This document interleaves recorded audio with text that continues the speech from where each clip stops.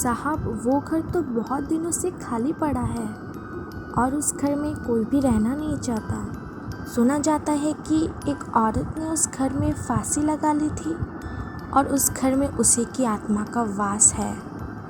तुम ये सब फिजूल की बातें करना बंद करो। आत्मा वात्मा कुछ नहीं होता है।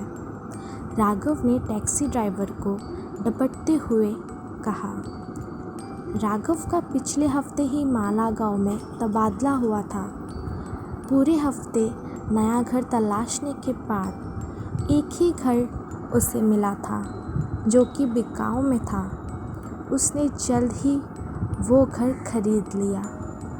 वो अपनी बीवी और 2 बच्चों के साथ उसी घर में शिफ्ट होने जा रहा था। राघव का 9 साल का बेटा साहिल और 8 साल की बेटी डॉली पीछे सीट पर बैठे ड्राइवर की बातों को ध्यान से सुन रहे थे। थोड़ी देर के बाद डॉली ने सुनीता से पूछा, मम्मी, क्या सच में भूत होता है? राघव की बीवी सुनीता भी उन्हीं बच्चों के साथ पीछे की सीट पर बैठी थी। सुनीता ने दोनों बच्चों को समझाते हुए कहा, नहीं बच्चों, भूत वूत नहीं होता है। अंकल तो कहानी सुना रहे थे। राघव ने एक बार फिर ड्राइवर से कहा, ये सब कहानियाँ बनाना बंद करो, बच्चे डर रहे हैं। साहब, मैंने जो बातें सुनी थी वो आपको बता दी। अब आगे आपकी मर्ज़ी। शाम का समय हुआ था। सूरज ढलने को था, लेकिन अभी भी हल्की सी धूप खिली थी। राघव ने ड्राइवर से पूछा, अभी और कितना समय लगेगा? बस पहुंच ही गए साहब, ड्राइवर ने जवाब दिया। थोड़ा और आगे जाने के बाद ड्राइवर ने टैक्सी लगभग 100 मीटर पहले ही रोक दी थी। राघव ने ड्राइवर से पूछा, तुमने टैक्सी पहले क्यों रोक दी? अभी थोड़ा और आगे चलो।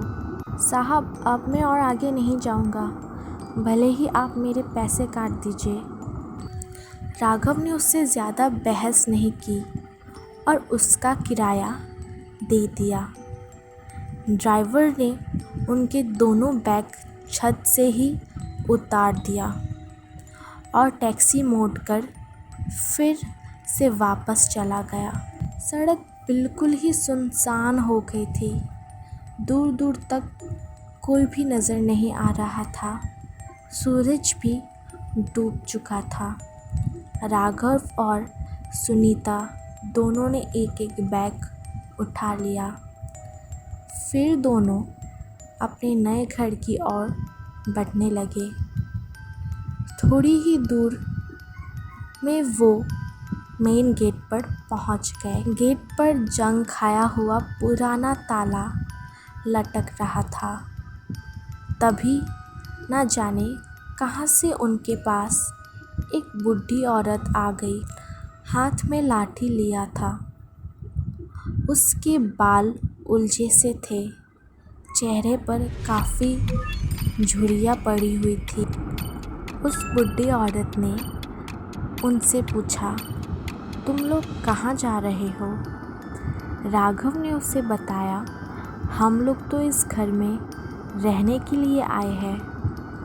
उस बूढ़ी औरत ने जैसे ही ये बात सुनी, वो ज़ोर ज़ोर से कहने लगी, लौट जाओ यहाँ से, लौट जाओ।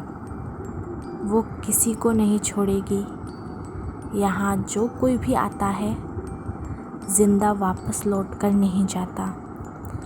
तुम सब मरोगे, लौट जाओ, यहाँ से लौट जाओ। अभी भी समय है, अभी भी समय है, वापस चले जाओ। तभी उस घर का चौकीदार राम सिंह वहाँ आ गया और उसने उस बूढ़ी औरत को वहाँ से भगाते हुए कहा, चल बुड्ढी, निकल यहाँ से, भाग।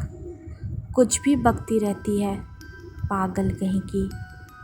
साहब, आप इसकी बातों पर ध्यान मत दीजिए, ये तो पागल बुढ़िया है, कुछ भी बकती रहती है। आप घर में चलिए। दरअसल राम सिंह ही उस घर की देखभाल रखता था और वो माली का भी काम करता था। राम सिंह ने गेट खोला। घर काफ़ी पुराना लग रहा था। धूल और पत्तों से सारा घर ढका हुआ था। उस घर के आसपास कोई दूसरा घर नहीं था। दूर दूर तक केवल जंगल ही जंगल था। राम सिंह ने दोनों बैग अपने हाथ में उठा लिया और अंदर जाकर घर का दरवाज़ा खोल दिया। राम सिंह घर में चला गया। पीछे पीछे चारों लोग भी अंदर चले गए। घर के अंदर उनकी आवाज़ गूंज रही थी। सारे घर में मकड़ियाँ ने अपना घर बना रखा था। राम सिंह ने फिर उनको उनका कमरा दिखाया जो ऊपर वाले फ्लोर पर था। उसने जैसे ही गेट खोला वैसे ही फट से 2 कबूतर कमरे से बाहर आ गए। सारा सामान बिखरा पड़ा था। पूरे कमरे में धूल की चादर बिछी हुई थी। राम सिंह ने बैग उनके कमरे में रख दिया और उनसे कहा, साहब, आप लोग अपना सामान तरीके से रख लीजिए, तब तक मैं खाने का कुछ इंतज़ाम करता हूँ। राम सिंह चला गया। उन्हें पूरा घर को साफ करना था, इसलिए उन्होंने कमरे से शुरुआत की और वो लोग तुरंत ही काम पर लग गए। थोड़ी ही देर में उन्होंने अपने कमरे को साफ कर लिया और सारा सामान तरीके से रख लिया। राम सिंह ने खाना लगा दिया था, इसलिए उसने आवाज़ लगाई, मालिक नीचे आइए, खाना लगा दिया है। सभी लोग नीचे चले गए। राम सिंह ने सभी को खाना परोसा। खाना बहुत ही स्वादिष्ट था। सभी लोग खाना खाने लगे। खाते खाते राघव ने राम सिंह से उन अफवाहों के बारे में पूछा तो राम सिंह ने कहा, क्या साहब, आप भी इन लोगों की बातों में आ गए? राम सिंह उन्हें कमरे तक छोड़ने गया। राघव ने देखा कि उसके कमरे के पास एक और भी कमरा था जिस पर बहुत बड़ा सा ताला लटक रहा था। राघव ने पूछा, इस कमरे में ताला क्यों लगा है? राम सिंह ने उसे कमरे के बारे में कुछ भी नहीं बताया और हंसकर टाल दी।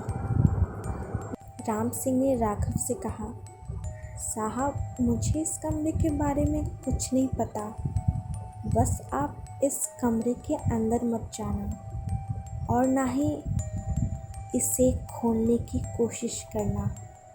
जितना हो सके इस कमरे से दूर रहना। राम सिंह ऐसा कहकर वहाँ से चला गया। फिर वो सभी लोग कमरे में आ गए। सुनीता ने राघव से पूछा, डॉली कहाँ है? राघव ने देखा कि डॉली उनके बीच नहीं थी।